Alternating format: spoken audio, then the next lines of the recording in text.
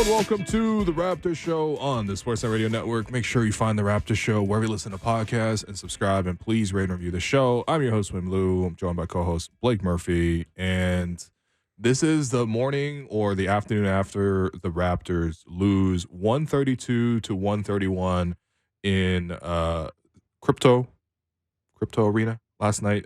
Lakers outshoot the Raptors 23-2 in the fourth quarter in terms of free throws, and this courtesy of Opta Stats, which honestly I only ever see Opta Stats when it comes to soccer, but they've actually extended on this front because it was that egregious. Free throw attempts in the last 4 minutes in this game: Lakers 19, Raptors 0. That is the largest shutout in free throw attempts over the final 4 minutes of regulation of any NBA game since November 9th, 2010, when LeBron James and the Miami Heat had a 19-0 advantage against the Utah Jazz before losing in overtime, which is actually known as the Sunday out of Gaines game. But yeah, Blake Murphy, how you doing, man? I'm still pretty pissed from last night. I'm not gonna lie to you. Man, Paul Millsap had 46 in that game. Yeah. That's crazy. Yeah. Yeah. Was Ben Taylor also in that game? He probably got third star. Yeah, he was. What was that? 2010 now. But so this is. I guess I'll start here. Last night went in such a way that I was on Ben Taylor's LinkedIn account, seeing if he had any secondary skills he could go find another career after. Like, what did this guy do before he got here? What is his backup plan? There's not a lot there. I don't know what he was doing in 2010. It was not reffing at the NBA level, but he's not reffing at an NBA level last night either. So yeah, look, man, you know it gets me. It takes a lot for me to get fired up about the referees, and I thought Ben Taylor did a pretty poor job managing that game last night. And look, the game management side of things is tends to be what gets me more upset about officials, because like you're gonna miss calls sometimes, whatever. But you let that game go a certain way. You called that game a certain way, and then basically once Darko challenged Emmanuel Quickley's fifth foul, you decided that game was going to be officiated a different way. And it's the same kind of attitude and poor game management that led to Fred VanVleet blowing up on Ben Taylor last year. He didn't blow up on Ben Taylor because like, hey, I thought this one call should have been an and one and it wasn't an and one. Or I thought this one call where LeBron went to the free throw line was a soft one. It was, no, the consistency and what was and wasn't a foul was all over the place. It was all over the place quarter to quarter. It was all over the place drive to drive, team to team. And that's the sort of thing where, you can, look, they're going to miss calls. But when it's a 23-2 free throw disparity or whatever, 19-0 in the last 4 minutes, yes, some of those were intentional fouls, whatever. To me, Ben Taylor had already at that point kind of let the game get away from him a little bit. And, this is there's a trend here. He's habitual with this stuff. And it's not surprising. Like, we're not supposed to know the referee's name and their tendencies this well, man. Like, he's just, he has a real history of this stuff. Yeah, so for people unfamiliar with that history, Ben Taylor is the official that Fred VanVleet went off on after a game last year. And Fred received pretty much league-wide praise. Mm-hmm. It's interesting because terrible tonight. Way to have that ready. Thank you. Play that 20 times in today's episode. Taylor was terrible tonight. Yeah. So that legendary rant, which again, like lots of players and people around the league came out publicly and applauded and backed Fred for that. Another lesser known Ben Taylor versus the Raptors. Earlier this season, when the Raptors were playing the Dallas Mavericks, the Raptors won that game. Darko had back-to-back challenges in about a span of a minute. Oh, yeah. Both correct, as in overturning incorrect calls by Ben Taylor and his crew that night. So those are the three instances now that we have seen Ben Taylor interact. Ben Taylor was terrible tonight. Whatever. That happens. Like the Raptors won both those challenges, got overturned. Last night, it didn't play out that way. They lost the challenge on Quickley's fifth, which I get taking it because it was his fifth. It turned out you really could have used that challenge a little later. Whatever. That is what it is. But look, to me, it's more the case that, Ben Taylor pretty consistently around the NBA has players lose their cool on him, which is, it's a competitive game and players are going to get fired up sometimes. I don't know. Do you see Zach Zarba having guys go off on him like that? Do you see the 25 refs who we don't know and remember their names because they just are background players regularly? Do you see those guys getting blown up on regularly with post-game comments, stuff like that. You don't. And that's like, again, I don't think Darko has the rant that he does after the game if there's one missed call. Yeah, we're going to play that legendary Darko rant in just a second, but I want to add some context on the Ben Taylor thing. So after Fred went off on him last year, I reached out to somebody who is pretty familiar with NBA officials. And I asked just like, what's the context here? And it was explained to me, and I said it on the show last year too, but generally speaking, there's like two approaches to officiating. There's the one approach, which is we want to be almost like a social worker. We want to be able to, interact and hear your concerns and try to like almost work on it collectively. Obviously, the officials are going to call their calls, but there's going to be like a respect two-way process with it. They're there to manage the game. Make sure the game is the game. Yes, that's the approach, and I honestly think that that's the approach that should be the best across the board. The other approach, which is quite common, is when you approach the job like a cop. And the headliner for this is a Scott Foster type. And it was explained to me. Scott Foster, who, by the way, there is like statistically significant data that he has gripes with guys and with teams. Absolutely. Where it's my way or the highway. I don't want to talk to you. And you look at me the wrong way, I'll eject you from the game, Scotty Barnes, which also took place last year. And from my understanding, Ben Taylor truly admires Scott Foster. So not exactly covering himself in glory. But listen, we can say what we want. Let's hear about what Darko said about Ben Taylor and his officiating crew last night. Thank you, Doug. That's outrageous. What happened tonight, this is completely BS. This is shame. Shame for the referees, shame for the league to allow this. 23 free throws for them, and we get 2 free throws in the fourth quarter. Like how to play the game. I understand respect for all stars and all of that, but we have star players on our team as well. How's possible as Scotty Barnes, who is all-star caliber player in this league, he goes every single time to the rim with force and trying to get to the rim without flopping and not trying to get foul calls. He gets 2 free throws for the whole game. How's that possible? How are you going to explain that to me? They had to win tonight? If that's the case, just let us know so we don't show up for the game. Just give them a win. But that was not fair tonight. And this is not happening first time for us. Scotty Barnes is going to be all-star. He's going to be the face of this league. And what's happening over here during whole season, I've been holding it back. It's a complete crap. Wow. First off, shouts to Darko because this rant really resonated with me on a deeply cultural level because when my parents got really upset and English was their second language, grammar just went out the window and it just gained in intensity. So I mean, part of me, I'm like mortally like a little bit shook after hearing that. But I mean, to that point, I'm happy Darko went there. I'm thankful if he's heard our early season criticisms of him, he's taken it in stride because I don't want to face that version of Darko. No, here's the thing. Darko's been super nice and whatever, but he's got that fire. And I think that's what that showed to me. Obviously, this is something where, you definitely have the organization's backing when you come out like this because you're going to catch a fine and Darko's going to get some kind of fine. He'll get $25K. Ime Udoka and Taylor Jenkins both got $25K earlier in the year. That's kind of the precedent for your first one. Yeah. I think almost certainly he's going to, especially if there is, and I don't know if there were, the feds were at the game or whatever, but he continued that rant in a more profane way after the cameras went off. Oh, yeah. Per multiple reporters who were in the room. And if anyone's audio caught that or the league caught wind of that, that is also probably going to be a part of that. So I think he gets a $25K here. But yeah, people have his back. And by the way, we don't need to crowdfund this. The organization will take care of this. It's not going to come out of Darko's pocket. They'll make way more money than us. Look, in seriousness, I thought, rant aside, that's cool. I think that shows a good thing, a good level of getting your players back. I think that, certainly on Twitter, it seemed to resonate with the fan base and their feelings about this. And look, last night was not just a Raptors thing. Like do you know how hard it is to make a 76ers fan empathetic to another team? I had a friend who was a 76ers writer messaging me being like, this is the worst jobbing I've ever seen. Even the Lakers broadcast on the Emmanuel Quickley flagrant was like, what the heck, man? What happened to the game I love? So it's not just that.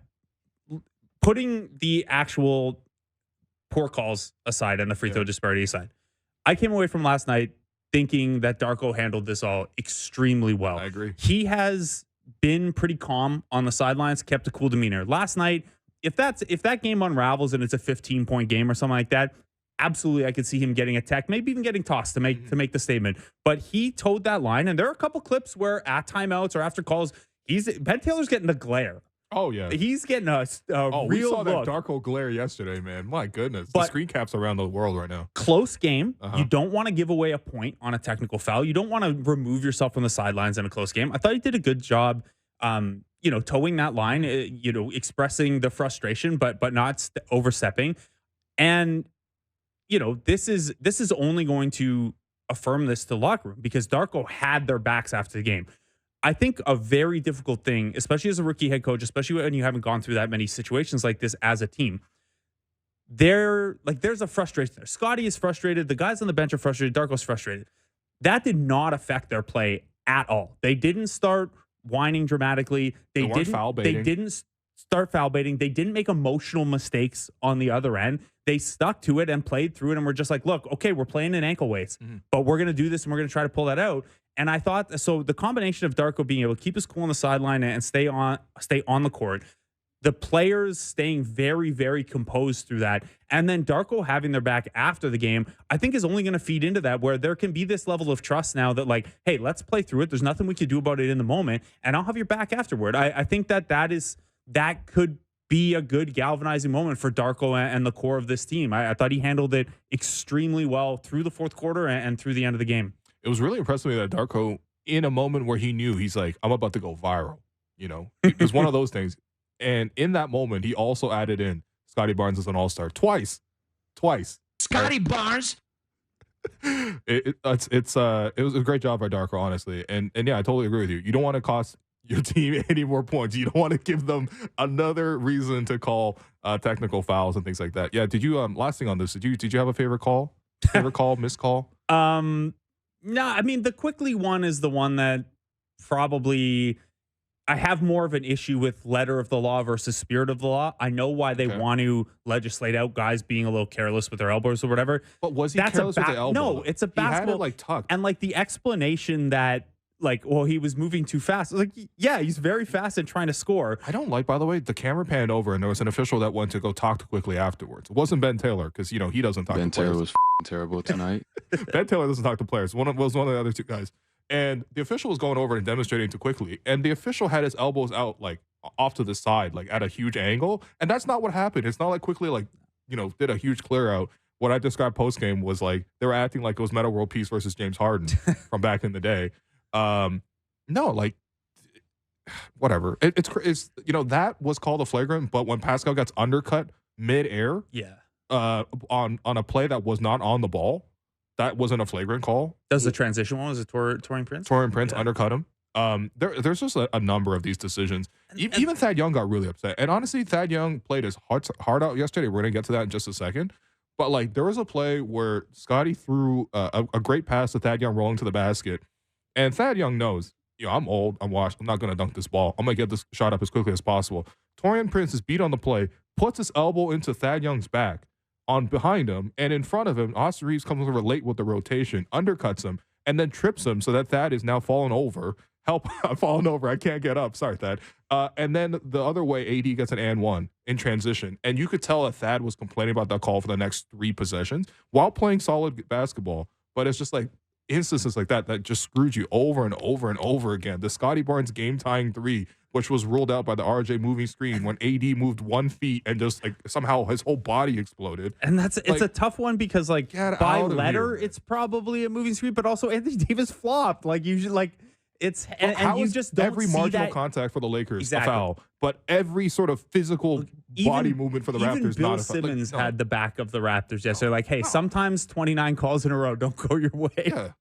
And then the only other one, I meant to look this up in the rule book and see the exact language. I forgot, so I'm sorry. But the Jared Vanderbilt, this isn't goaltending for touching the rim on a shot, but it's a technical foul for hanging on the rim. I assume their interpretation was like similar to pass interference in football, that bucket didn't have a chance of going in, so it's not goaltending. I meant to look it up. I'll look it up at the break or whatever. But that's just a weird one. Like, yo, you were hanging on the rim. It's not goaltending, but here's a tech. I don't. Yeah. There were a few interesting ones. Christian Wood just walking up to officials, screaming in their face. You're letting Christian Wood scream in your face. Give him a tech. Yeah. D'Angelo Russell running over and clapping at people's faces. Did you see the LeBron?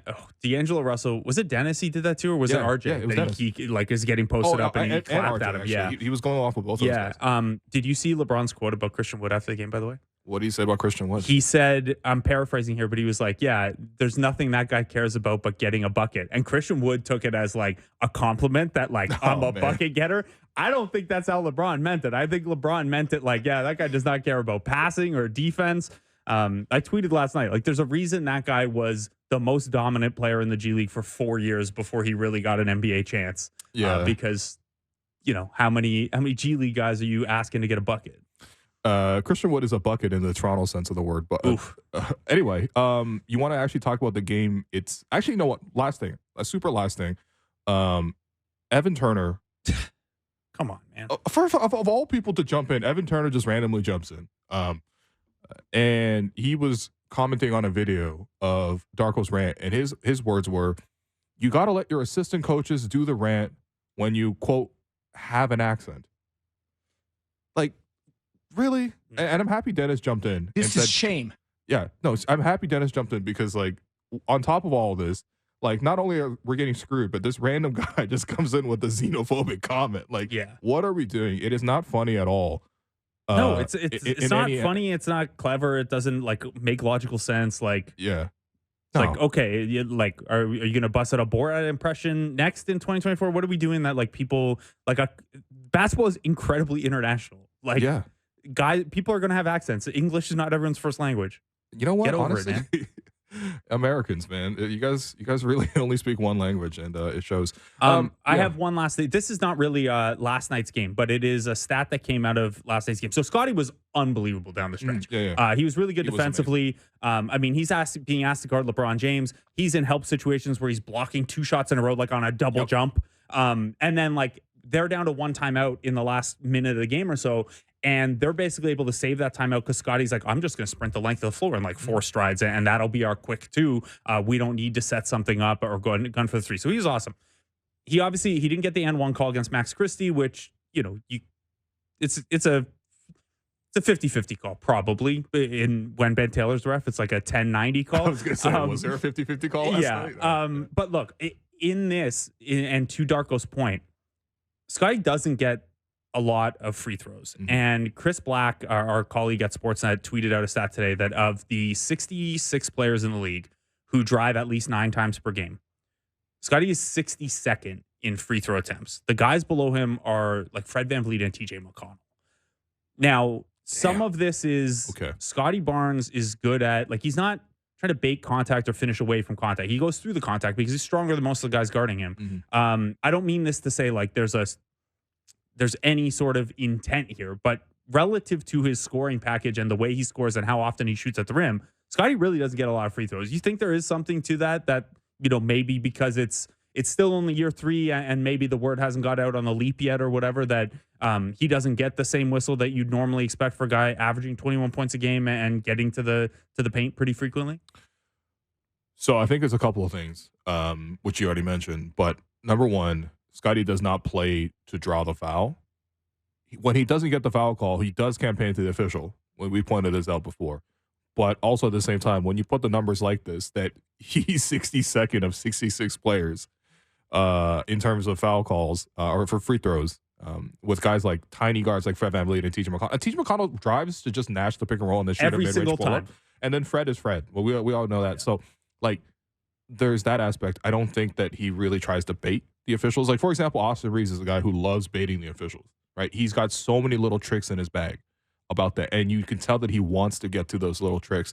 Scotty, first off, that's something he's got to learn and he can add to his game as well. But quite frankly, I don't necessarily want an honest basketball player to learn how to play dishonest basketball. No, you want ethical hoops. Yeah. And so the other aspect, I think, is he is really strong where it does feel like contact, where if he's initiating or if someone else initiates contact towards him, you know, it doesn't show as much. You know, he's not selling the contact like when Anthony Davis acted like he got shot going around that RJ Barrett screen. Well, 7'5", 300-pound RJ Barrett flattened him with the screen. Absolutely, man. I forgot that. I forgot that was Yao Ming who set that screen there. But for Scotty, like, he absorbs that. So for the Max Christie play is, I think, a good example of that, because Max Christie, like, plays him physical, tries to cut him off, bump him. Even for Pascal in that scenario, Pascal probably would have, been put off on his drive with that many bumps and then thrown up like a floater or like a layup instead of dunking the ball. Maybe dunks the ball anyway. I've seen Pascal take it strong, but not as much as Scotty. And then you see the contact more noticeable because Pascal is less strong than Scotty. In this case, Scotty just eats through all the contact and dunks the ball in his face. And he's like, "What? I got fouled." And it just doesn't look that way. It feels like people bounce off him in a way that I haven't even seen since like Kawhi when he was a Raptor here. Kawhi would also kind of do the same thing. But yeah, it's you'll yeah, build I think you'll Darko build had a that good over point. the years. I think Darko had a good point. That's all. Yeah, it is something to keep an eye on. I think you'll build it over the years. But yeah, it's not, the 3-point shooting does not mean improving, does not mean he's not taking it to the rack as well. So it's something to keep an eye on. Okay, so Scotty Barnes was really great in the fourth quarter. The Raptors also just played pretty well. They were down Jakob Poeltl against a huge team that clearly obviously needs to win. And they played pretty well, especially offensively. Yeah. You mentioned to me off air that this was, about as good as you've seen this team execute offensively in a fourth quarter. What did you like about, the whole game, but really how they operated in the fourth as well? Well, the start of the game, the Raptors really struggled to generate offense. I think they were intimidated by the Lakers' length. You saw some like really weird shots, like Chris Boucher shot a corner three that like bounced out the side of the backboard. Emmanuel quickly had a pull-up three that was an air ball. Pascal missed a bunch of shots and was fumbling the ball a lot. Like, it just felt like the Lakers' length was getting to them. And the Lakers, to their credit, are a really good defensive team. And they were playing a really focused game yesterday. In the fourth quarter, when it was like possession, blow by blow, I thought the Raptors took it to another level, led by Scotty Barnes. But the whole team, I thought, really jumped in on that. Pascal, after having a bad 3 quarters, like, I don't think he missed a shot in the fourth quarter. He was hitting fadeaways over AD. Like, okay, and all of a sudden he's hitting, cash threes and stuff like that to put the Raptors up briefly. But Scotty leading that charge, and I think it's just, to me, it's like when Scotty turns it on to that degree where he's got that, like, you know what, I'm gonna just go. I like that. First off, Darko played him the whole fourth quarter. None of that, like, let's take him out for a minute, get a breather, no, don't disrupt that rhythm at all. Just keep him in the game, let him cook. And when he has the ball coming down and he's running the pick and rolls and he's drawing on that extra attention, he was able to find Pascal for a roll to the basket, find Thad to a roll to the basket that really should have been a foul, wasn't called. Huge swing that play. I think that, yeah, the execution was really strong. And I liked how confidently guys shot the three as well. Like Gary sprinting down the floor, and the Raptors missed a shot in transition, but they got the offensive rebound to kick it out to Gary. So weird to see a Raptors-Lakers game where both of those teams are on fire from three. That is just, it's new for the Raptors. It's not the Lakers' identity at all. And both teams shot like 44 to 50%. Yeah.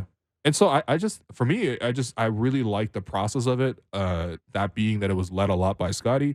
I like the individual determination from Scotty and the rest of the players. And I also like the fearlessness that the guys executed with. Seeing Pascal swish threes and things like that in fourth quarter is just, it made me feel great. And I think that's the thing. When I looked at the game, I'm just like, that was such a good effort. And it wasn't enough to win the game. Yeah, and I think it's potentially an important piece of growth. And, we don't want to lower the bar too much. This is a developing team, but not a team full of rookies. But you mentioned it. They looked a little intimidated at the start by, hey, we don't have Jakob Poeltl. They're huge. They're not very good offensively, but they're a really good defensive team. And it's Anthony Davis and LeBron James. Yeah. And, the first couple possessions of the game defensively, they're dramatically overhelping in the paint. And Anthony Davis is still doing whatever he wants. And by the end of this one, not only were they seeming very confident that they could play with this Lakers team, like I said earlier with the Darko point, they're kind of like, okay, well, we feel it's 5-on-8 the rest of the way, and we're still not going to back it. We're still confident. And look, eventually you'll need to pull those games out, but I think for this team so soon after the trade, really, really great. And you're right, Scotty was fantastic down the stretch. Pascal, by the way, had his 8th consecutive game of shooting no worse than 54.5%. He is on fire. He's averaging 25 and a half over the last 8 so much for the third 3 quarters. On 60% overall, 56% on threes and 74% on free throws. 25, 5, and 5. We can only get Harrison Barnes in the trade package. Get out of here. Yeah, what? Keon Ellis on a two-way playing the backup point guard minutes last night. He's on the table now. Yeah. Do you want to? We got Michael Pina on the other side. Do you want to save the Thad at center stuff for when we tee up Clippers, or you want to do it quickly here? We can say that there, okay. But I think the only thing I really wanted to add to this too is just I'm really, really enjoying all the banter. Sorry, I don't know why I went Adam Silver mode there. I'm really enjoying having 4 creators on the team now because you can see that the Raptors in the first half had a couple guys struggling. Quickly, I thought was struggling to get open. The Lakers put Cam Reddish on him, put a lot of length, and really pressured him a lot. Scotty, I thought did decently to start the game, but wasn't initiating as much. Pascal was really struggling, and the guy who was scoring was RJ Barrett. RJ's like, oh, they're gonna. I put up 37 2 nights ago, and you're gonna guard me with Austin Reeves. Let me go off, and he had 19 points in the first half. RJ's like magnet for like once a defensive rebound comes down or turnover, how quickly he beelines to the worst defender on the other team is incredible. Like he has such a nose for it. He's just immediate, even if he doesn't have the ball yet. Sure, he is immediately being guarded by the worst defender on the other team. It's a really cool skill to have. It's important. It's part of basketball IQ, and I think RJ clearly has a knowledge of how to score. 19 in the first half. Then third quarter comes around. Raptors offense in general looks better, but Emmanuel quickly with those threes really helps them pop off. Quickly has his moment. And then fourth quarter, Scotty and Pascal have their moments as well. With some sprinkling of Gary and stuff like that in between. But it's just like the Raptors didn't actually have offensive droughts last night, except for maybe a parts in the first quarter because of the fact that they got so many creators. And I think that's just such a luxury to play. Yeah, I agree with you. My last thought on this before we take a break. Last night was the second time in the last couple games that, based on NBA's tracking data, Ron Harper Jr. appeared in the game. He is on the box score as having appeared in the game. He got waived weeks ago and is out for the season injured, but twice in the last week he has popped up as having entered the game. Something weird is going on there. Is he Jonte Porter essentially? No, Jonte Porter has his own box score line and played 10 minutes last night. It's just a weird thing that's happened twice now, and it's like I'm hyper fixated on it now. Ron Harper Jr. going to get minutes tonight somehow, despite being at home helping his brother prep for his freshman college season while he rehabs. Yeah, get well soon, RSJ. Yeah. But yeah, well, I mean, there's a new RJ now. There really is. We got RAJ, and he's full of osmos. What a thing to say. We are going to take a break. I've been your host, Willow. You've been listening to The Raptor Show on the Sportsnet Radio Network. Welcome back to The Raptor Show on the Sportsnet Radio Network. I am your host, William Liu. We are going to be joined by Michael Pina. We are joined by Michael Pina of The Ringer, who is here to pitch us on Pascal trade ideas. But Michael, do you have a comment? Do you have a comment on this national conspiracy, this day where we are asking, demanding the league office in Canada here to, I don't even know what specifically, I guess. This is shame. Just fire Ben Taylor, I suppose. What's going on, man? Do you have a comment on this? How are you guys doing today? No, how are you? All right, we're going straight into this. I don't know. I enjoyed the rant. I saw the rant before I watched the game, which was probably a mistake because I was looking for something super egregious. And, I thought that the AD flop near the end of the game was pretty bad. But besides that, it was kind of what it was. I thought it was kind of typically poorly officiated game. There's good officiated games. There's bad officiated games. It didn't really strike the level of warranting that rant, but it was an entertaining one, and I appreciated it. Yeah. You know what? That was the day where Darko officially became head coach of the Toronto Raptors because Drake finally learned his name and was like, oh, yeah, we got a real one. Yeah, because he did come on courtside. The Raptors official global ambassador came courtside one game, put on the headset, and he's like, man, I haven't been here a long time. That is not Nick Nurse. So he's gone from not Nick Nurse to Darko Rajakovic. So congrats to Darko. Yeah, Michael, do you have some Pascal trade ideas to throw at us? Poor Pascal. We're coming off a night where he was so good in the fourth quarter. The Raptors have looked a little better since the trade, and this isn't unique to you, Michael. I'm sure your ideas and delivery will be unique, but all anyone wants to talk about is Pascal trade ideas. The poor guy hits a bunch of threes. I just read he's averaging 25, 5, and 5 on ludicrous shooting over the last 8 games. Yeah. There should be a market for a guy who's playing that well. So, Michael, this is the guest calls their shot on what we're going to talk about. What do you got? What do you got kicking around in your head on the Pascal front? Yeah, I mean, I'll just start by saying that I am a huge Pascal fan. I think he's having a tremendous season. This is his most efficient year since they won the title. The 3-point shooting kind of is what it is, but as you said, he's been shooting the ball a lot better lately. He was absolutely dusting Christian Wood last night in comical fashion on those closeouts. I don't know what Christian Wood was doing, but that's kind of par for the course for him. The only reason why I think that this is, obviously is a worthy topic, but just like the OG Anunoby trade kind of made it so I just feel like it's borderline inevitable that Pascal gets traded. I don't know if you guys feel the same way. And the Anunoby trade also, it clarified what the Raptors are really looking for on the market, or could be clarifying to what they want. And I also think that trade, like, the return was what it was, but I do think that Pascal is a lot harder to move, just because he's on a way more expensive contract, $37 million, expiring. He's a potential flight risk. He's going to be extremely expensive on this next deal. And he turns 30 in April. So all of this is just me tempering kind of what the return is going to be on all my fake trades that I have for you guys. This guy's going to throw Keon Ellis at us. Man, I better not hear the words Paris and Barnes come out of your mouth. I think I will, though. I think I might. No, let's start. One of my favorite ones is to the Oklahoma City Thunder. Okay. And it's a team that obviously very good, one of the best teams in the Western Conference this year, and probably won't make a move this substantial this season. But this is the type of offer that I could see really benefiting both sides or making sense for both sides. So the Raptors would get for Pascal Siakam, Davis Bertans, Lou Dort. All right. Getting warmer. Ousmane Dieng, and a top 6 protected pick via Philadelphia in 2025. That's the offer for you. Ooh. I can't even get Case and Wallace in this? Absolutely not. No. Absolutely not. Absolutely not. Happen. I can't get a man getting 6-7 points for this. So to run this one down, Bertans is in the deal to make the salary math work. He has a small guarantee for next year. I think it's $5 million. So you could, you'd either waive him and eat the $5 million, or you keep him as one of those, human trade exceptions into the offseason to see if you can use him for something else. All right, Daryl Morey. We don't refer to humans as trade exceptions. Yeah, basically, when they're Davis Bertans, I think you're okay with it. Fair enough. Yeah, like what was Alonzo G spent like 5 different, somewhere on like 5 or 6 different teams for that purpose.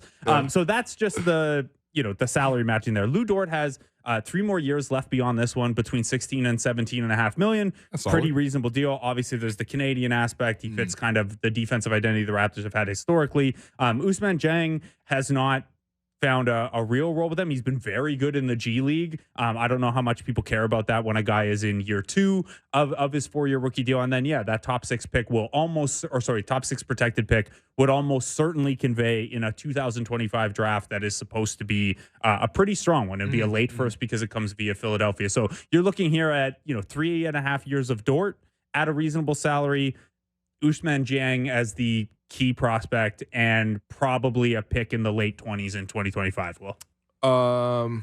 So my answer in short is no. Until I get a better prospect from OKC or even more picks. But I think on the point of Ousmane Dieng, he's still young, so I think that's a good factor for him. But also at the same time, he's averaging 4 points a game. There's a reason he's spent time in the G League in his second year. Right? And whatever. He's not the first 20-year-old to average 4 points a game. Like Grady's averaging. Pokusevski's been there 8 years now and is still in the G League. So sure, yeah, he might be the new Andre Ingram. I don't know. I just need a better prospect. If Case and Wallace is in this, I'd actually have a conversation. But if he's not, then we might have to move on. But I do like the idea of moving Pascal to OKC, though. I think he would really thrive at OKC and look awesome there. It also solidifies that OKC is the official Western Conference team of all of Canada, because then you'd have Pascal fans joining Shea fans there as well. So I like that aspect, Michael. What else you got for us? Well, if you don't like that one, you're not going to like any of these others. I think they're helpful to talk through anyway. Your prize prospect. Do you like? Is there something you like about Ousmane Dieng that is really enticing me as the headliner here, as the prospect? I would say I included him because that's the guy who's not in their rotation right now, who What are we Sam talking Presti about? would include. Like, I'm just trying to be real. I'm just keeping it real. Wow. Okay. But it's a 20-year-old with high upside who's super long, who they traded up in the draft to get. They obviously liked him a lot. They're really good talent evaluators, and so that's like kind of your buy low guy. But I'm surprised you haven't talked more about Lou Dort, who's actually like really good. And when I'm thinking through potential trades, it's clear to me that, Scotty Barnes is obviously the foundational piece that they're building around. He fits really great around Scotty. Emmanuel quickly also fits really great there. And so that's kind of like as just like a core piece going forward, who's young, who's under contract going. I just think that that's like really good value to get back. And Lou Dort's still only 24. He'll be 25 in the offseason. So you've got some, similar to as you've talked about with RJ and quickly, there's maybe some room to grow there. Michael, this is the first year Dort's really shot the three at a good level. He had established himself as a competent 3-point shooter, like a guy willing is and you will leave him open, but he'll hit 33% of them over the last couple of years. He's up over 40% this year. Do you buy that improvement? Is that small sample? No, because I do think that dictates at least a little bit of it. Obviously, defensively, Lou Dort fits anywhere. He can guard short of Drew Holiday, he might be the most versatile backcourt, defender awesome that defender. Yeah. Awesome defender. I do buy it. I mean, it's on a healthy volume. Everyone in OKC is making all of their shots. So I don't know if there's like this halo effect going on, and a lot of them are really open. But I do feel like going down the line, like there will be a time when, as soon as next season, where like Emmanuel quickly and Scotty Barnes are able to create those same types of looks for someone like Lou Dort behind the 3-point line. So he's making 40.9% now on 4.4 attempts. Like, I just think that's really solid, and that's a real thing this late in the season. All right. I don't mind. I mean, obviously he is a centerpiece. I suppose it would come back from this. He would be a starter for you. There is a need to someone to defend. Right now you have Scotty, for example, guarding like LeBron one night and then like Steph Curry the other night. So it's not ideal for him to do that and also produce on a super high level on the other end sustainably. So I do like Lou Dort's fit, but I'm also curious as to what other offers are there. Because for me, I'd rather just extend Pascal then. Yeah, so let me throw this at you, Michael, because I know you have a couple things, a couple possible ideas here. The sense that we've got from talking to Michael Grange yesterday and what the Raptors prioritized in the OG trade is that more than the volume of assets that they're getting back, the headline asset is probably what is going to move the needle for them. Who is what is the single best prospect or pick that you have in any of these scenarios that you've laid out? This guy said cut to the chase. Yeah. Cut to the Keegan Murray. Yeah, you're not getting Keegan Murray. All right, let's go Warriors. Here's one. All right. Chris Paul, Moses Moody, and Golden State's unprotected first-round pick in 2026. That pick is pretty That's a enticing. spicy pick. That's a pretty decent pick. Immediate return, you're just getting Moody back, what's the hope for Moody? Like, he's going to be rotation caliber kind of like I like Moody. I like Moody. Green? Yeah. Can he be Danny Green? He can be more than that, I think. More than Danny Green. Yeah, I mean the other night wasn't the best sound. We saw a little bit of self-creation in there as well. He moves well off the ball. Yeah. He's a good defender. I'm not saying I haven't really figured out why Steve Kerr doesn't like him that much. I can't really make heads or tails of it. It's because his name is not Steph, Clay, or Draymond. Yeah, that 2026 pick is interesting because like Steph's going to be 37. Clay, if he's still around, is going to be 35. Draymond to be 35, and they have obviously no cap space. The unprotected pick is definitely very interesting to me. This is better than the OKC offer for me. Just to be clear, it is okay. Well, I should have started extra cap flexibility because Chris Paul's expiring, and then obviously you could buy him out and let him go wherever. So to the extent that matters to you. You would be a free agent player as structured there. You could get into like 35 million-ish in cap space if you made. I know it doesn't matter a ton, but it's a relevant component there. And then you certainly like Moody better than Jang right now. People probably disagree on the ultimate upside between the two of them, maybe, but Moody's clearly ahead of him right now. And then that 2026 pick is better than the 2025 protected one from Philly. I think so. Yeah, I could understand why you'd am like I being that a greedy little if I ask for pods as well? Is pods available? So I would guess no. That's Okay. why I put Moody in here. But I do think that if we were just doing this completely fake, made up negotiation, that yeah, let's throw pods in. How many lefties can one team have? We can have an all lefty team. Let's do it. Be 4 lefties in the rotation at that point. Now that Thad Young's in there. Yeah, it sounds like you're a Blue Jays guy again. Yeah. Okay, that one's actually we're gonna have to have more conversations about that. That's like I'm not saying no. I'm gonna write follow up emails on that one. Is there one more that you have or no? Sure. So I have like 5 more, but Okay. Let's go. I'm gonna let's. This is one that I was conferring with someone all of us know, a mutual friend, James Herbert. I was spitballing some of these trades off of him.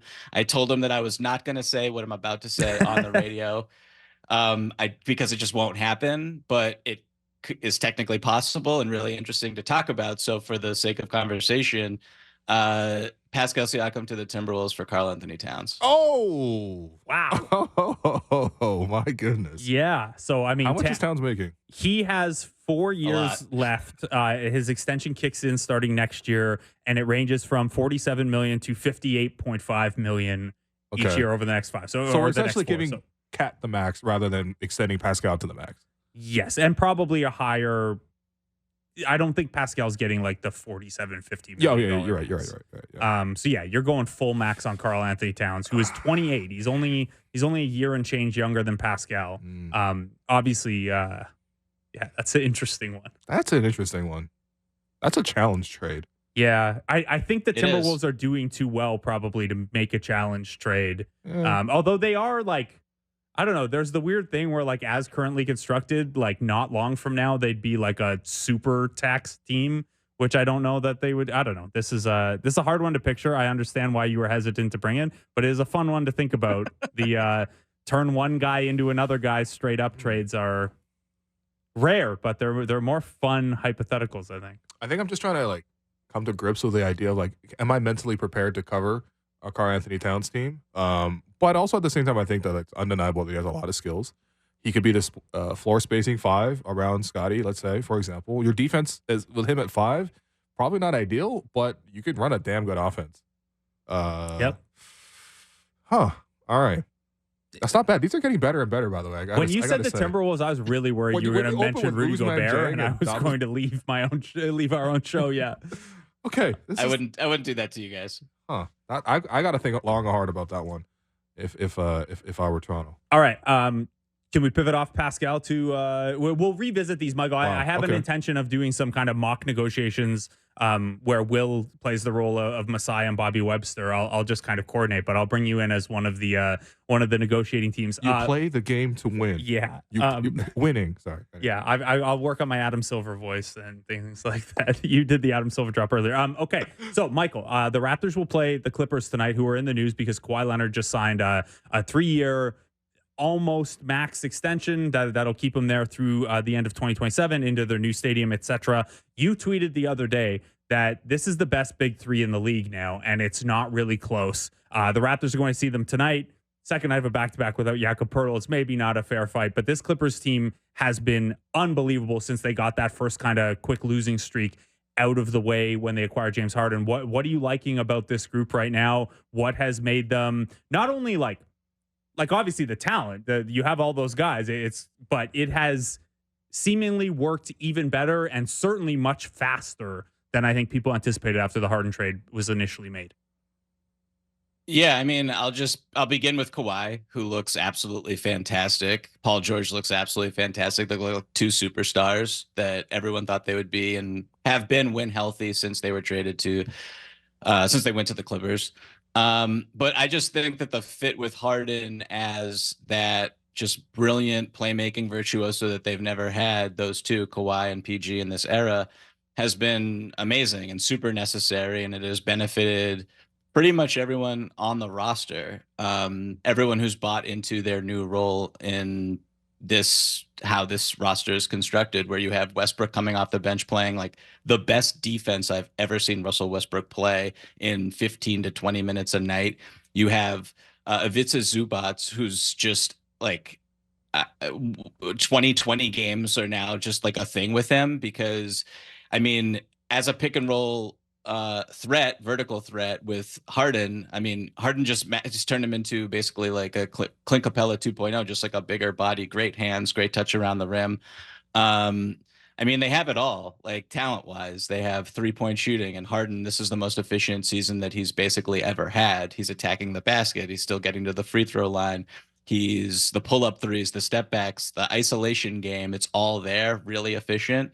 And he's setting up Kawhi and PG and making their lives easier as well. So offensively, it's really humming. And then like defensively, like Kawhi in the second half of that game, their most recent game against the Phoenix Suns, he was just everywhere. He was completely blitzing Beal, Booker, KD, ripping KD, going the other way, deflections up the wazoo. Like their pressure and the way they blitz and just rotate behind the ball, everything is coordinated and everything is organized, and they're just really good individual defenders and really good in this concept that Ty Lue has had, where it's just like hyper aggressive chaos. So I think that the number one thing with them is just, can you stay healthy?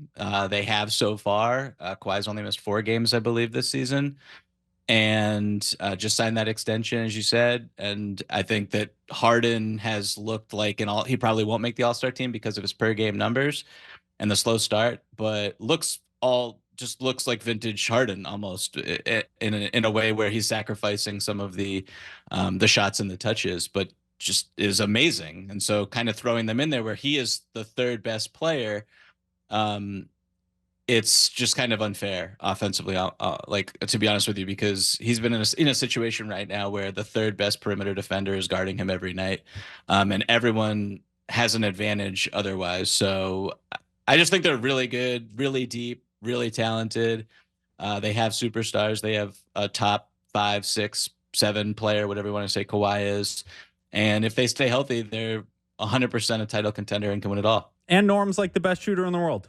46% on threes Norm this year is in like 5th year in a row of being 40% or higher on catch and shoot. It's like to have 3 guys who can be ball dominant and are all over 40% 3-point shooters, and then you bring in a guy off the bench to replace either one of them staggering, and that guy also shoots 40% and just feasts off the the open looks that he gets because the defensive tension is there. It's a lot, man.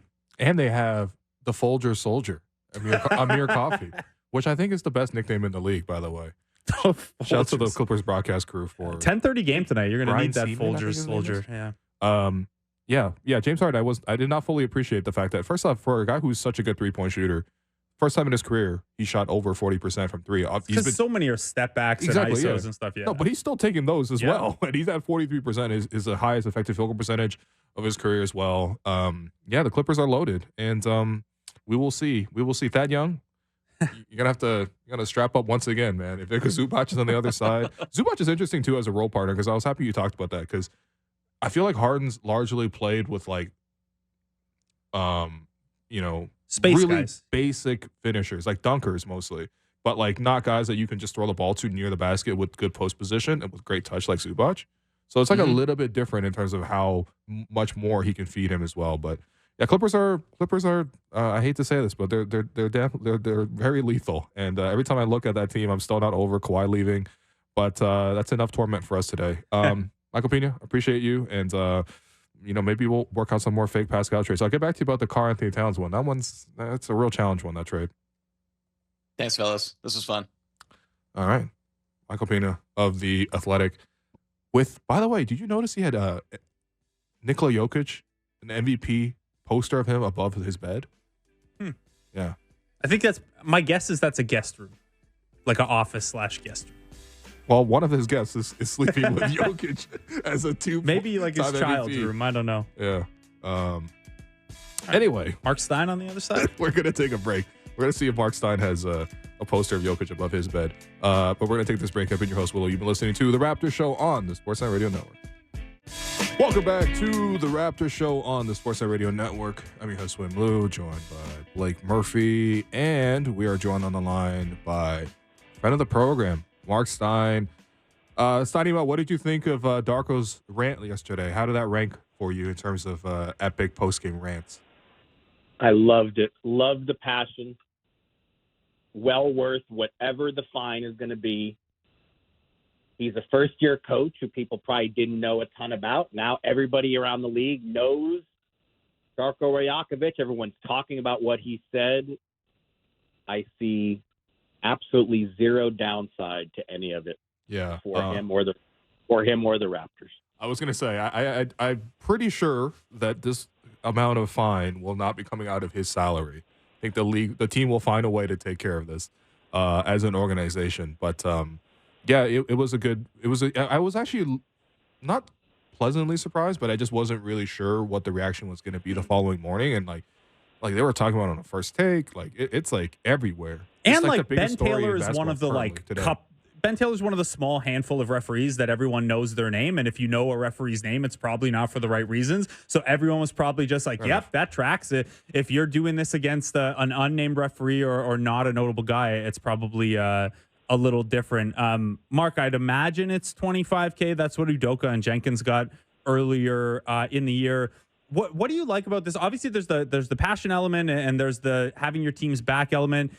Given that we haven't seen this from Darko yet, does this tell you anything about him as a coach and, you know, the way that he kind of went to bat for his team like that? Like, do you like it from that aspect beyond just the entertainment aspect as well? Yeah, that's the best part of it, obviously. I mean, look, the Raptors, it's been a rough ride here going back to last season, and there's a coaching change, and there's all these rumblings about not the happiest mood and vibe around the team. So I'm sure the players on that team, they just acquired quickly. And RJ Barrett, there's new players there, but they're all new players realistically for a first-year coach. And I have to think that everybody on that team is appreciative to hear their coach have their back like that. That for sure is the most, put the entertainment stuff aside. That's for sure the best part of it from a Raptors perspective. And look, I think they all woke up pretty angry today because that is a crazy free throw disparity, and the team's been playing well, and it's a narrow defeat on the road, and every road game is hard enough to win as it is. But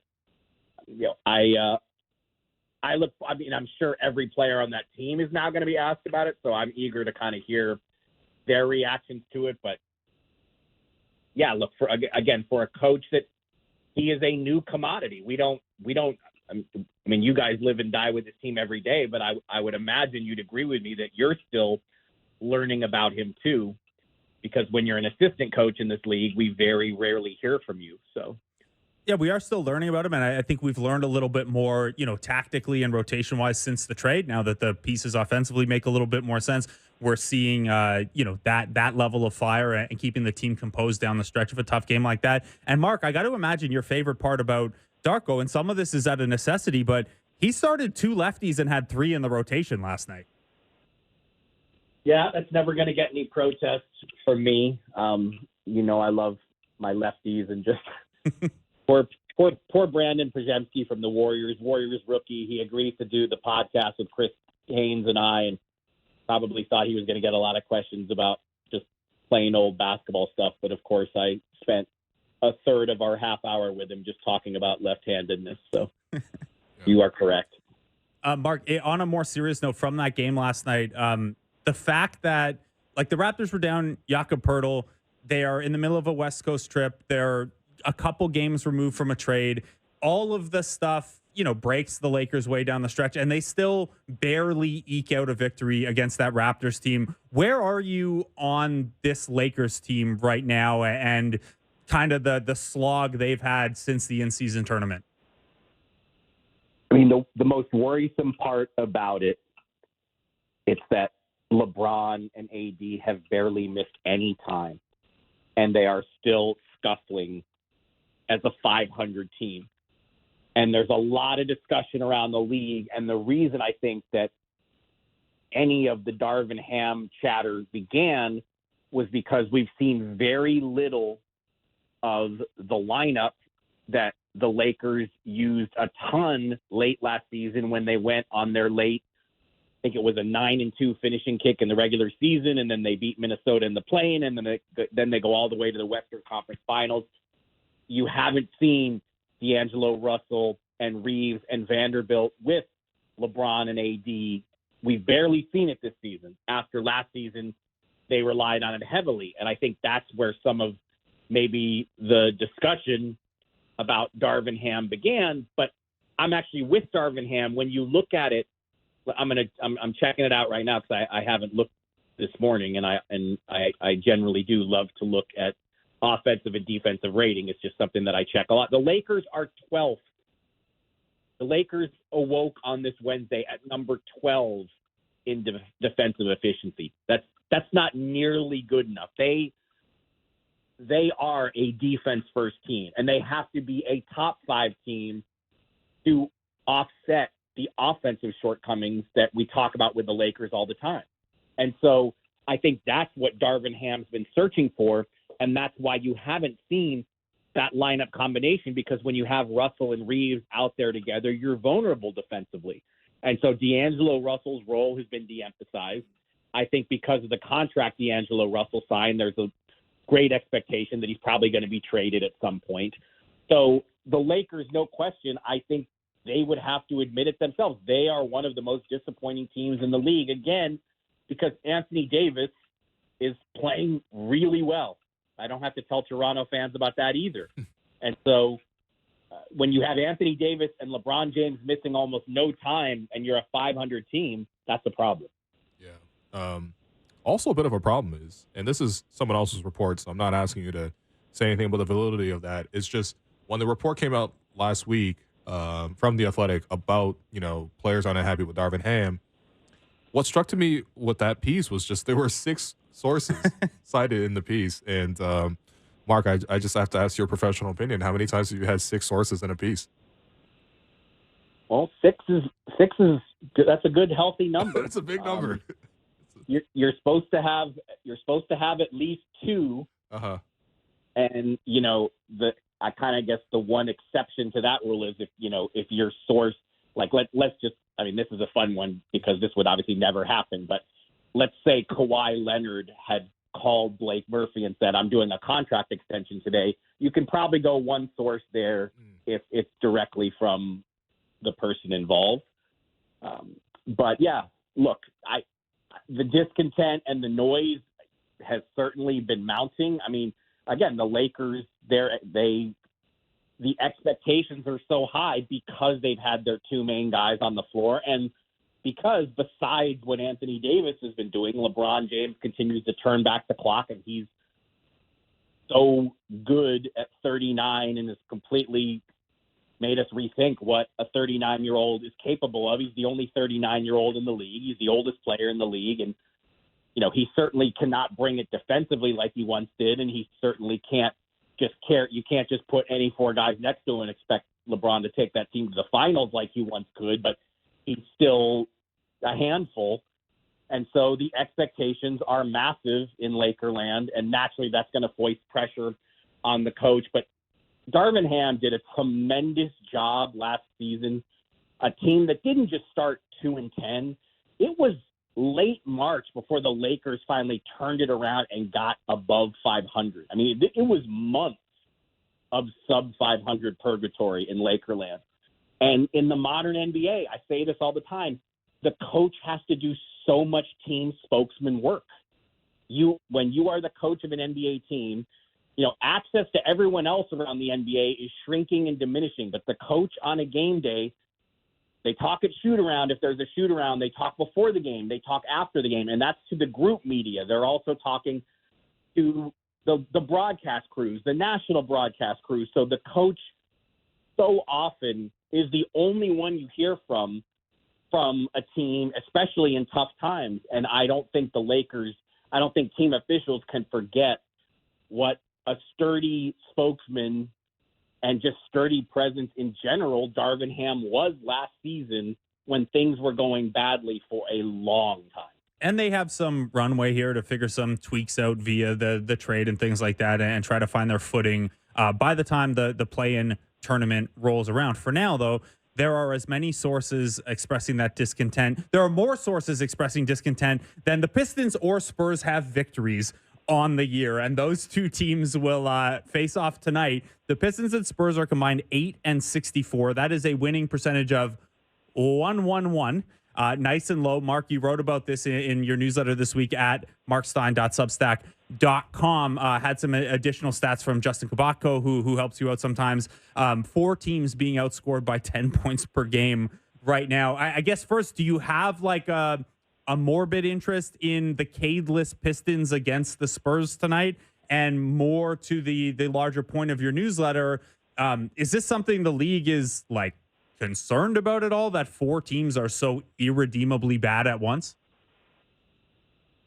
I don't know what the league can do about it, but this story actually, like I've said frequently that one of the, I do not miss many things post ESPN, which I've now been gone from ESPN for more than 6 years. But one thing that I definitely do miss greatly is having a research department army that just used to furnish me with just statistical gold day after day after day. And I'm a stat nerd, not on the analytics side, but just like I love historical perspective stuff that just when you can kind of illustrate how rare something is in league history that we're witnessing.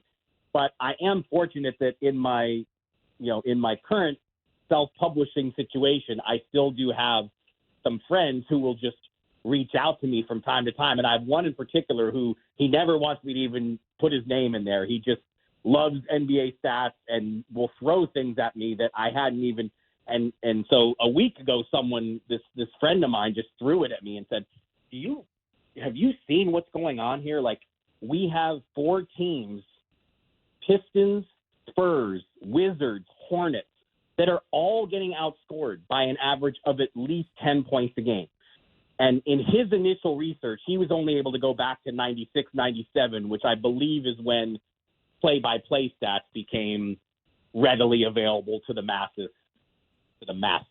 And so going back basically 30 years, in his research, he was like, there's never been more than 1 team in a season, and he had only found 8 total.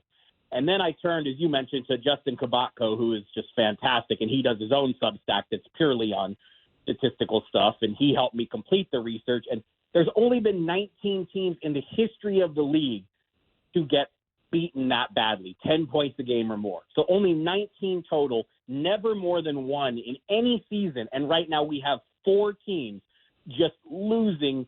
I mean, what just happened to the Pistons? They were up 20 on Sacramento and lost by 20. I mean, it's crazy what is happening at the bottom of the league. And I think we're used to it on some levels now that, there's the 4 or 5 teams who fall out of the race early, and then the whole rest of the league is still in the play-in mix to a degree.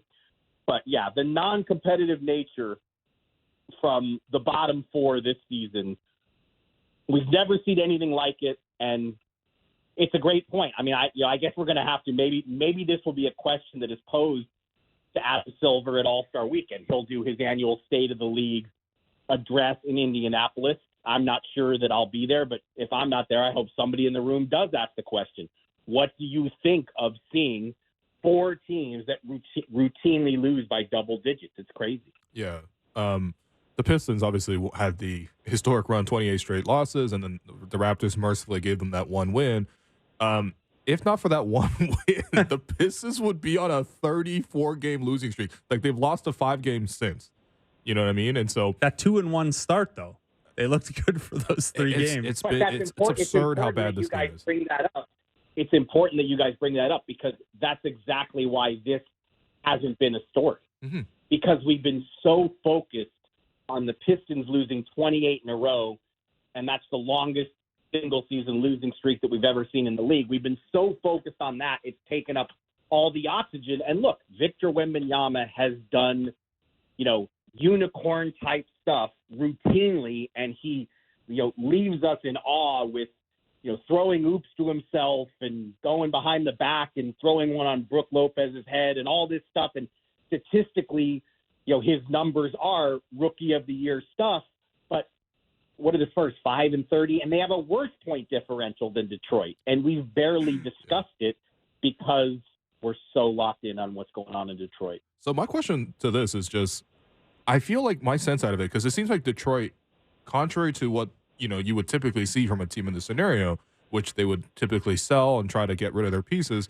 At least the reporting coming out of Detroit seems like they actually want to buy. They're like, guys, we're so bad, we need to try to approach respectability by adding, veteran NBA players who can help us win. You see them linked to, for example, Pascal. And typically teams at the bottom of the league don't do this.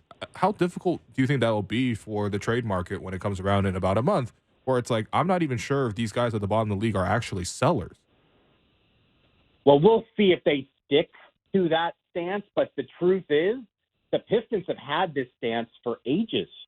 Bojan Bogdanovic and Alec Burks, contending teams wanted to trade for those guys a year ago, exactly a year ago, where we are now. And the Pistons established really high trade price scenarios for those players because the messaging that kept coming out of Detroit was, we want to be good next year. We want to have Bojan Bogdanovic on our team. So Cade Cunningham has a veteran scorer on the wing with him to help us win. That was the messaging.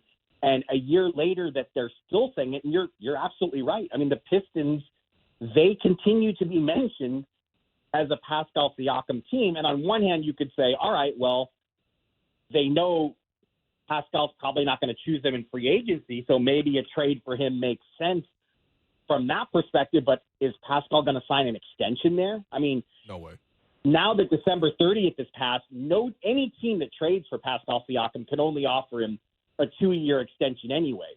So I don't think he's doing an extension with any team that could conceivably acquire him before the trade deadline. Really, the only extension option that still exists with Pascal Siakam is if the Raptors don't make a move and don't trade him by February 8th, and now they have 4 months until June 30th to say, do we really want to let Pascal Siakam go to free agency, or should we offer him the max to convince him to sign an extension?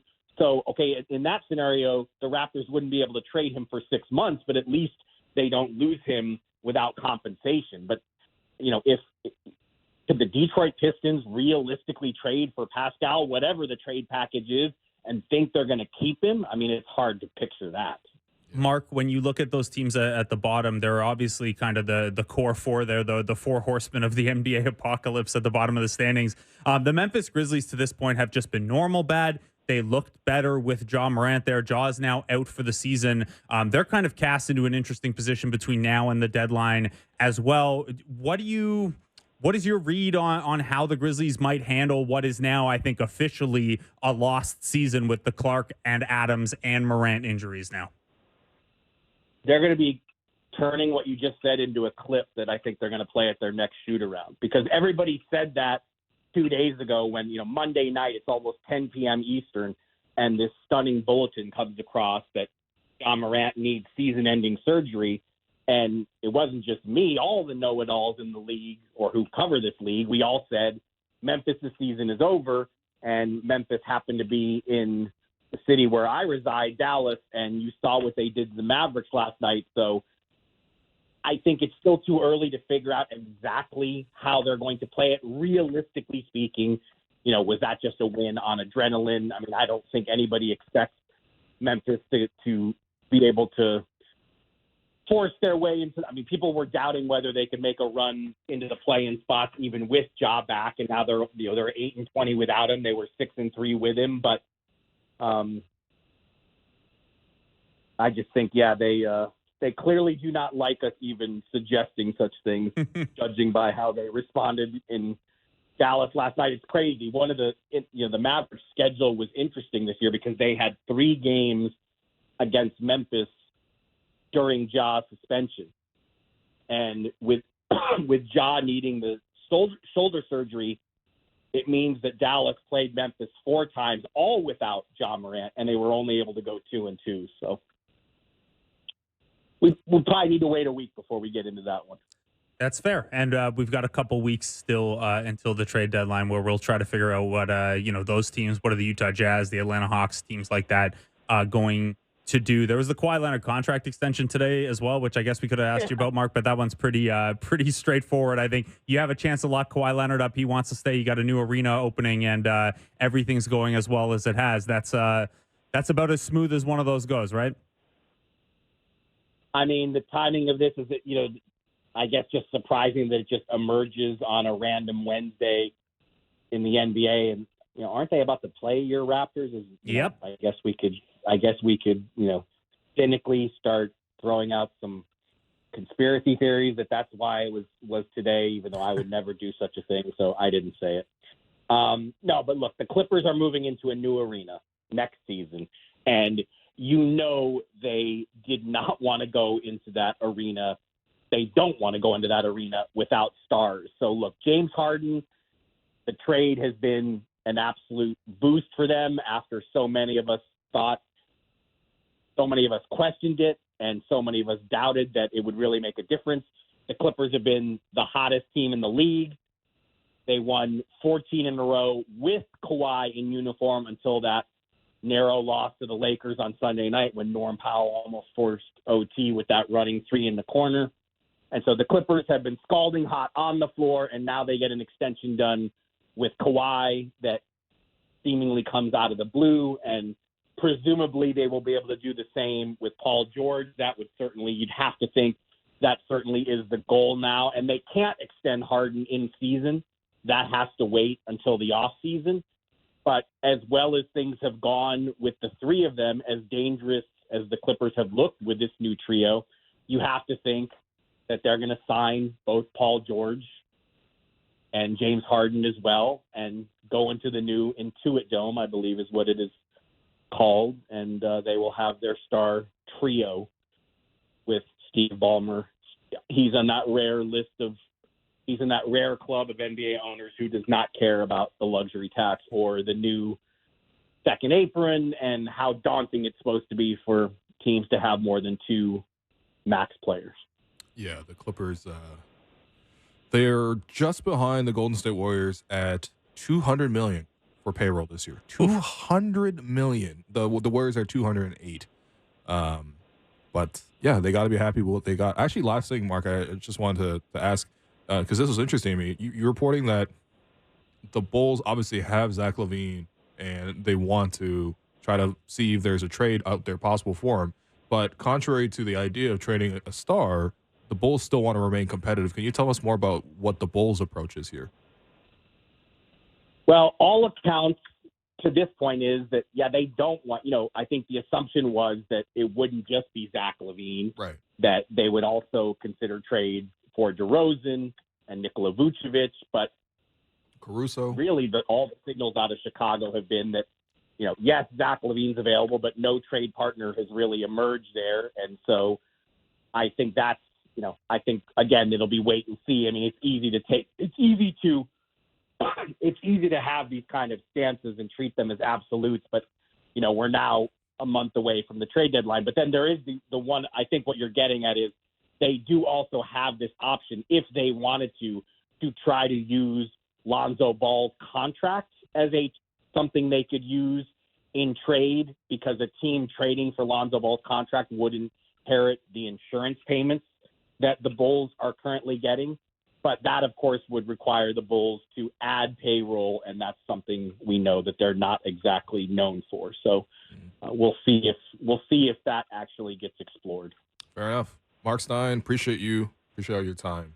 And, we'll call you next week, I think. Gentlemen, have a great week. All right, Marc Stein. Appreciate it, man. Yeah.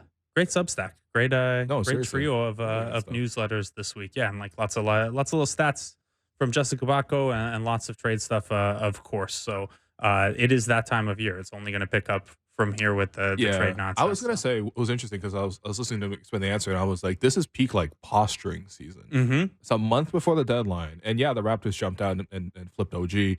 Which is incredibly rare. We almost never see trades in December. But even like Jake Fisher was on the JD Bunkus podcast this morning on Sportsnet 590, and he said basically acknowledging this stuff that's out there about the Kings walking away or whatever, and nobody believes that anyone has walked away from anything, really. There's a lot of time left. Exactly. There's a month to go. There's going to be a lot of posturing on both sides. And, we'll see what the conversations look like when they actually make the phone calls hours before the deadline and what deals are ultimately made. But I guess the purpose of the daily show is that we get to swing wildly with every Pascal report, which seems to come out every single day now, by the way. Is there a reporter in Canada or the US that doesn't have a direct line to this potential trade? Yeah, I Because don't know. there's a Lawrence lot Frank of going to leak reporters on some this. stuff tonight just to mess with the Raptors. He hasn't done Honestly, enough. Lawrence Frank might be the only guy I dislike more than Ben Taylor? Ben Taylor at the Yeah. moment. But we're going to take a quick break, our last break. I've been your host, Willow. You've been listening to The Raptor Show on the Sportsnet Radio Network.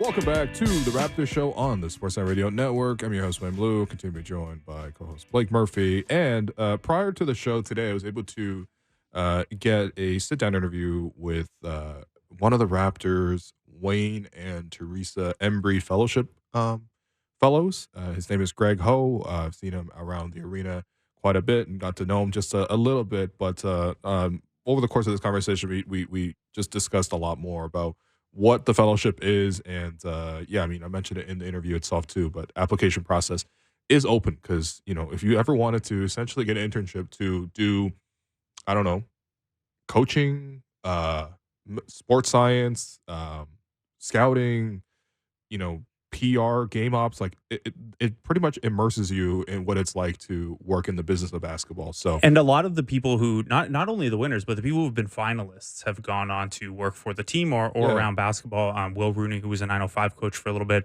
Jose Cedro, who is a international scout for the Raptors. Jose, man, I missed you in Montreal, by the way. Yeah, Andrew Savory, I think is how you say his last name, who's like does Vancouver Bandits stuff. There's just there are a lot of success stories like that. In addition to then like obviously the headline ones like Noah Lewis. Oh, we'll get to Noah Lewis, who I have brought up many times on this program now. But anyway, this is an interview with Greg. Joining us today is current Wayne and Theresa Embry fellow Greg Ho, who is currently working with the Raptors. He's here to talk about the fellowship. Greg, how you doing? Good, thanks. Thanks for having me, Will. Of course, anytime. So before we get into this conversation, I just want to give some context around the fellowship that you're currently in. The Wayne and Theresa Embry Fellowship provides two Canadians with the opportunity to gain firsthand experience in a professional basketball environment over the course of a full NBA season. The Raptors commit to providing at least one of the fellowship opportunities to an individual who identifies as part of a marginalized and or racialized group. This program not only has created opportunities for coaches and scouts working for the Raptors right now, but it's done so for people who have moved on to different NBA organizations as well. And just in general, it's an awesome and really, really cherished jumping off point for anybody who is looking to enter professional sports and find ways to work in the program. So Greg, I want to ask you about your fellowship. What have you done so far, and what else is to come for you? Yeah, thank you for the introduction. So the fellowship is in its 7th year. Nilu and I are the 8th and 9th fellows. And as you said, there's past fellows who are all across the league: Memphis, Philly, Toronto, NBA league-wide, MLSE. And I think to summarize the fellowship before we kind of get into the nitty-gritty, I'd really like a quote that Mr. Embry said in his book. And it's always seize the opportunity to learn from people who've been places you have not. And I think that really summarizes the fellowship.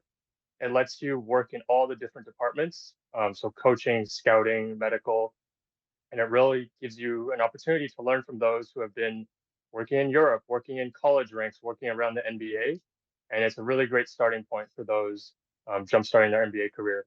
So I'm medical, sports science specifically, so I work closely with our performance team, trying to keep our guys healthy on the court, and then if an injury occurs, helping them return as safely and as quickly as possible.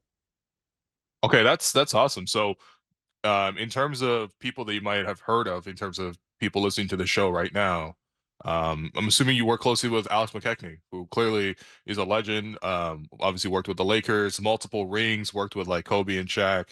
And of course, he came up with the infamous load management program, which helped keep Kawhi Leonard healthy for the championship season. And we all know how that ended. I'm assuming you work a lot with Alex. Yep, that's right. Alex is our group lead. So we have weekly meetings where we're always discussing how the players are doing and then different bits of information. And it's a really great opportunity. You can pop into his office at any time, pick his brain. As you said, he has a wealth of information and experience, and he's more than happy to share it. And that goes with any department. When I was on my coaching rotation, I was in the actual coaching meetings, Mm. and they're very open to talking about their ideas in front of you, whether it's a scout, whether it's going over game analytics. They're more than happy to have you in there, and then also willing to ask you for your opinion on things if you see something or if you have a past experience that might help them in some way. So I want to be careful here because not trying to get you in trouble at all. This is not that kind of interview where trying to get you to reveal industry secrets. And I know you're too smart to give me those anyway. But I just wanted to ask about. So you mentioned working in the coaching side of things. You're getting a chance to work in the area that you want to do in the sports science and the. What are those programs like? Can you detail some of the things that the organization puts into keeping athletes prepared both mentally and physically to perform at the highest level? I think the biggest thing is relationship building, Okay. because you can be the best at making reports, you can provide the best medical coverage, but the trust needs to be there from the athlete and then also the support staff. So I think that's the biggest thing. On our end, obviously, there's reports we do after all the games. It's, as expected, it's a league-wide practice, and then it's important to be able to communicate those results and trends with the coaching staff, with front office, so that they have a better understanding of what's going on the court from a physical perspective, and then what we can do to kind of support the athletes. We'll move on to the coaching side of things. What did you take away from working with Darko and just getting to be part of those coaching meetings, as you say? Yeah, they're a great staff first and foremost. Every assistant coach, development coach, they're very open to having you on the court, whether it's rebounding, helping with drills, or even in the meetings, they're willing to teach you and explain to you what they're talking about. And then from our performance side, when we go into those meetings and talk about those trends, they're very open to listening and asking questions, trying to learn the terminology that we use and Mm, get a better understanding of what we're demonstrating them. okay, fair enough. So for a lot of people who want to get into this opportunity, because you're probably going to get even more chances to work in different aspects of the Raptors organization, if I'm not mistaken.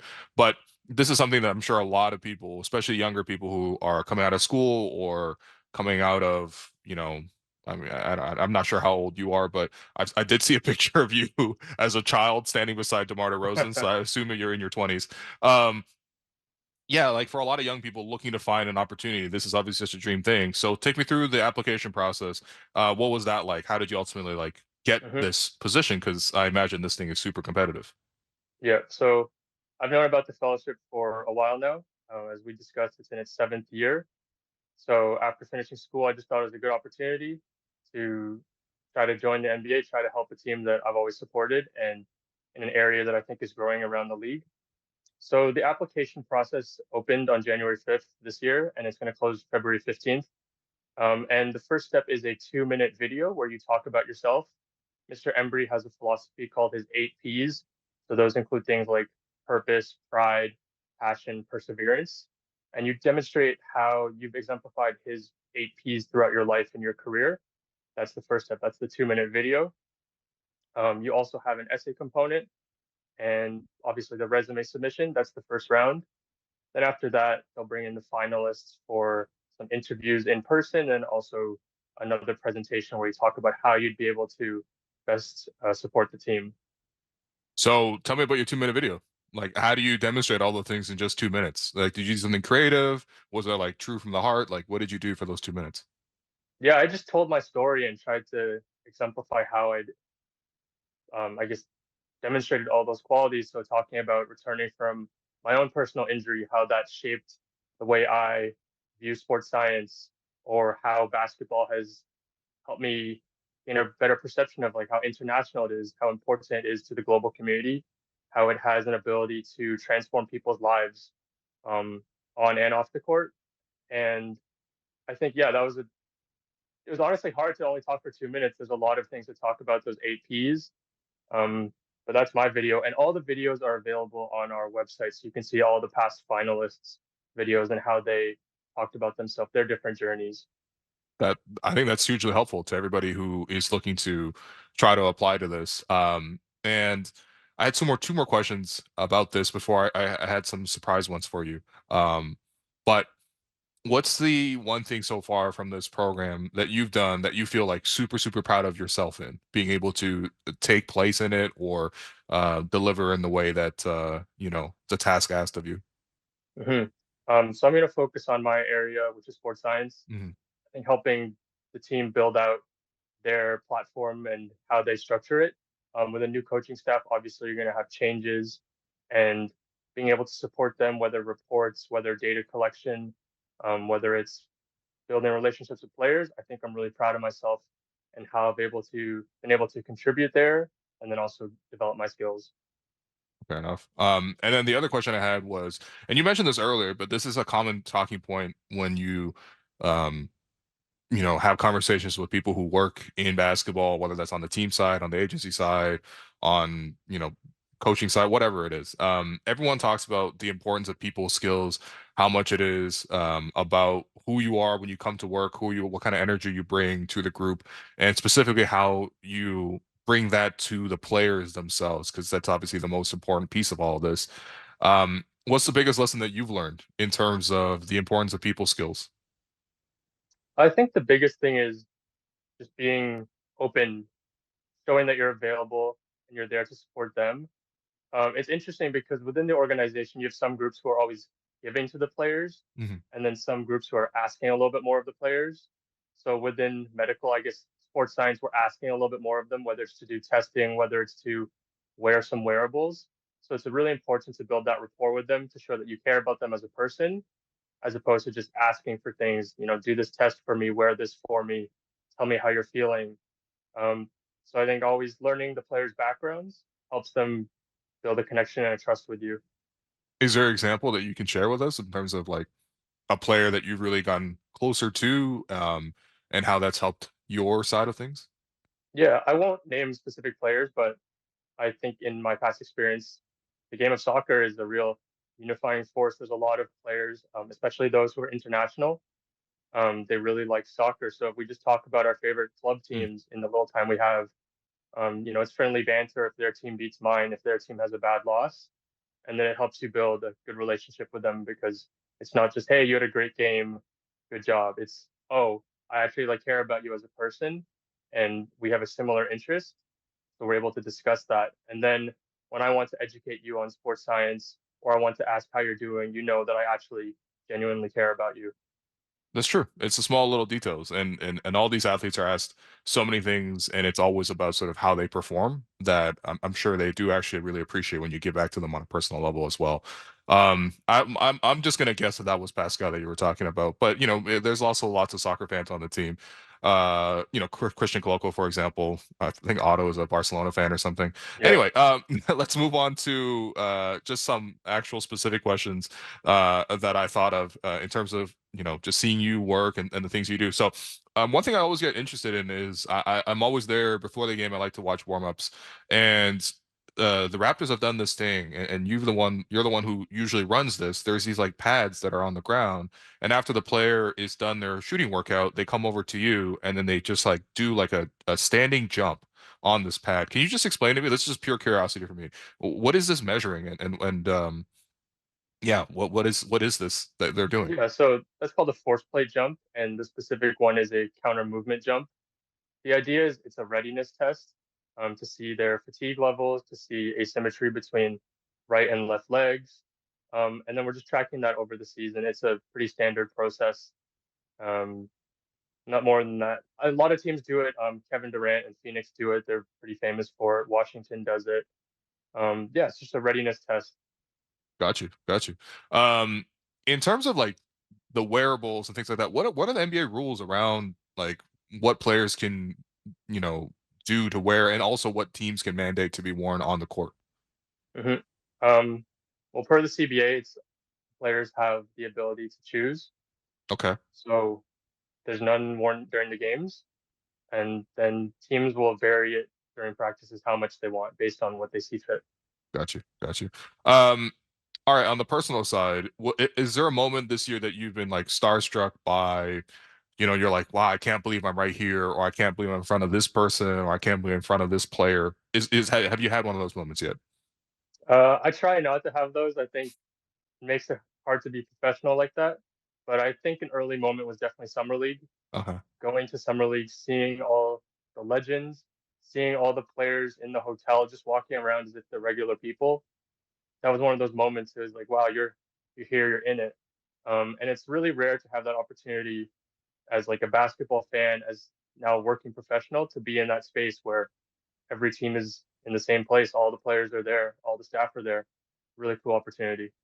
Yeah. And then the last question I had. So, I stayed behind after a shoot around one time, after the media session was over, and I got to watch the get ready games, the stay ready games. Essentially, it's the third stringers who typically don't get as much game action, and they'll get in a run against each other, and also with some assistant coaches sprinkled in there. And one of my takeaways from watching that session was just, wow, Noah Lewis can really hoop. I think he made at least 3 baskets from what I saw, contested threes. And so Noah Lewis, the reason I'm bringing this up is because he is also a former fellow. I just need you to confirm that Noah Lewis is a pure hooper for me. Yeah, Noah Lewis is a bucket. There No you doubt. go. He can hang in there. There you go. Yeah. No, I'm serious, man. This is not like an advertisement or anything. I need to talk to Noah about it too, because I have brought his name up a few times now. But yeah, Noah's a well, bucket.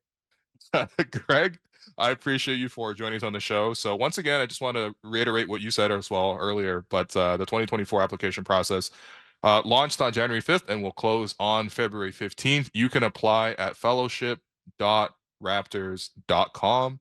Applicants will be asked to submit a formal resume and a 2-minute video. As you mentioned, you can go find some of those 2-minute applications as well, so you get a sense of I guess what works and sort of what to do. And of course, you can follow at Raptors Fellow on Instagram for past and current experiences. You can also find, again, this photo of you as a child beside Ed Davis and DeMar DeRozan, which was posted, and I thought this was legendary. Maybe this is the last question I ask you. Just did you have a favorite Raptor from back in the day? Because RJ has rejoined the team, and he's talked so much about, back in the day, I watched like Sonny Weems, and I watched like Jose Calderon. Was there like a favorite Raptor of yours growing up that's like a deep cut? There's a lot. I had this history. I'd buy the jersey, and then the player would get traded. I bought a Jermaine O'Neal jersey shortly before he was traded to Miami. So I just had bad luck with that. I think a favorite was probably Chris Bosh. He was kind of the franchise player, and he seemed like a good character on and off the court. So he was someone I gravitated to. Yeah. All right. That's a good pick. All right, Greg, I appreciate you, and looking forward to running into you at the arena. Thank you, Will. Appreciate you. There you go. Official confirmation. Noah Lewis is a bucket. There you go. Yeah. It's cool. It's a fun interview, and then people can go to fellowship.raptors.com. Right now, it's the Wayne and Theresa Embry Fellowship. It's a tremendous thing to do to, just pass on everything that Wayne and Theresa had and have done for the Raptors organization and for basketball. But it's been cool to track these people and where they end up, whether it's with the Raptors or just around basketball. You always run into them at Summer League and things like that. So it's really cool. People get your applications in. No, it's funny. Fellowship.raptors.com. Yes, exactly. No, it's funny because you meet them and you're like, oh, you're new around here. You're an intern, and then like 3 years later, like, yeah, we can't talk to you at all, man. We in the front office. So, yeah. These 2 weeks, these 2 weeks I'm with the 905, so I can talk to you. These 2 weeks I'm with the analytics department, so it's quiet. Speaking of analytics, Thad Young, monster plus game yesterday. Yeah. Thaddy plus Young, as we're not going to call him, because that did not. Well, Thaddeus Young, Thaddy plus Young. It didn't roll off the tongue as well as it looked in text. It's time now for Between the Lines, brought to you by Bet Rivers. Yakovich moment. Brought to you by Bet Rivers. Take a chance. So Raptors obviously on the second night of a back-to-back here. They're 9.5-point dogs. Jakob Poeltl, Otto Porter still out. Christian Koloko still out. Grady still with the 905. On the Clippers side, not only did they not play last night, they only have Moussa Diabate on their injury report, so they're good to go. My big question for you heading into this one, Will, beyond just them being 9.5-point dogs, Thad Young we have to appreciate what he did yesterday. 100%. He put it all on the line, man. Yeah, diving for loose balls, coming up with steals that go end to end, that have Scotty Barnes like yelling at him after, like, I can't believe you did that. I can't say what Scotty actually said and got picked up by some of the arena mics, but it was pretty funny. As for tonight, though, The Clippers are also large all around the court. They have Ivica Zubac at center. Thad Young played 29 minutes last night.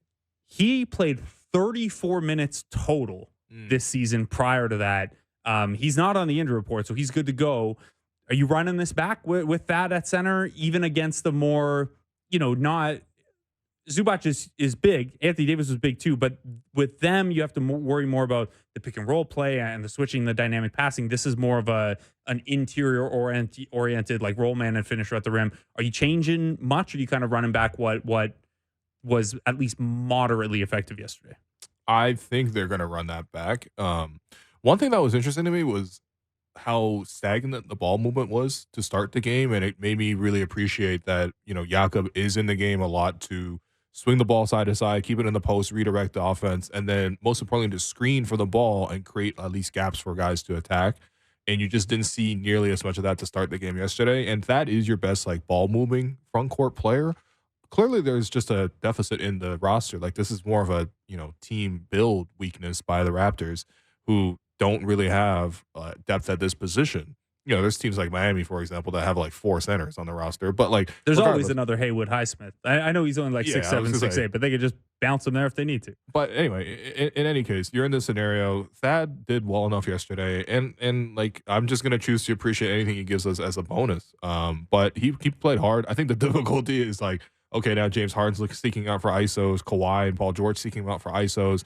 Clippers do have that type of team, and we'll see how they adapt. The Raptors can always go smaller, which they probably will at certain points with 2 point guard lineups with Dennis and IQ or Gary and IQ. But and that's how they were. Yeah. That's how they were set to close before quickly fouled out last night, and that's what brought Thad Young back in the game. Now Thad Young was at the table, so I don't know. Maybe he was coming in for someone else anyway, but their hand kind of got forced anyway. And that's the thing for Darko. It's like this is a real like coaching challenge where you're gonna have to tap dance a little bit, because he took Thad out the game for a while because Austin Reeves was hunting him on pick and rolls.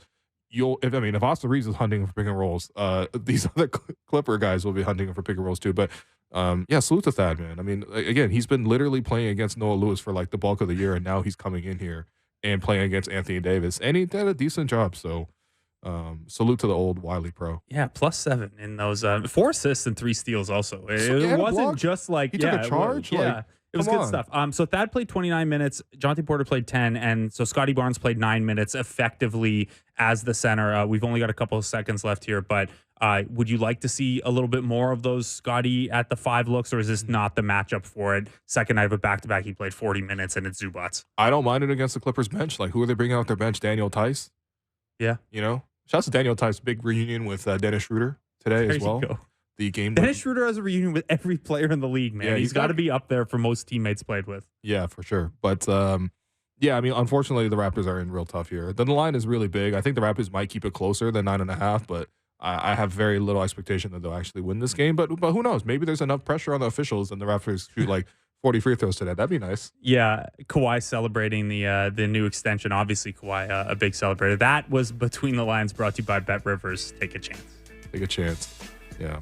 Well, I mean, there's a lot of officiating talk, Blake, and I know that that's not your favorite subject, but I appreciate you going there. I have refreshed. Look, a night like last night, it absolutely warrants talking about it. Just, it's something you can't control. Yeah. So to analyze can be a little tough, but I have refreshed the last 2-minute report page like 30 times during this show. They're ducking us. They didn't want it while we were on air. Wow.